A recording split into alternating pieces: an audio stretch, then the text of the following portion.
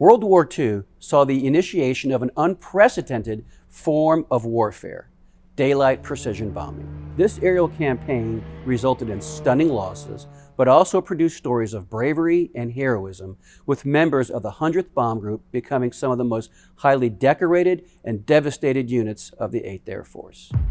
This is the story of the Bloody 100th, and this is World War II and II.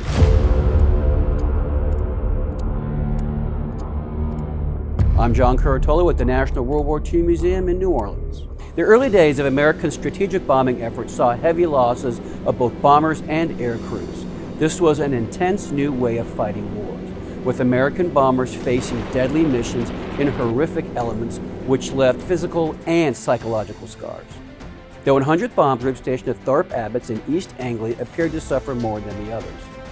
Arriving in England in June 1943, the Bloody 100th took part in several high-stakes missions, but 3 operations cemented its notorious reputation. On August 17, 1943, they were part of a larger American formation attacking German aircraft production at Regensburg, Germany. The 100th was placed in the low and in the rear of the formation. This placement was ominously called Purple Heart Corner and was often targeted by Luftwaffe fighters. Of its 22 planes on the mission, the 100th lost 9, a staggering 40% loss rate for one mission. But the story doesn't end there.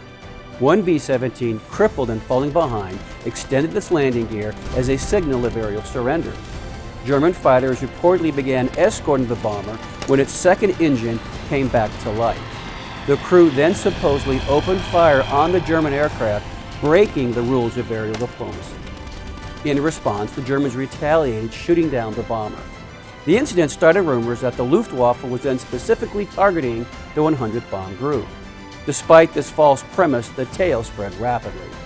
The group's bad fortune continued weeks later on an October mission over Bremen, when the unit lost 30% of the plane's sortie.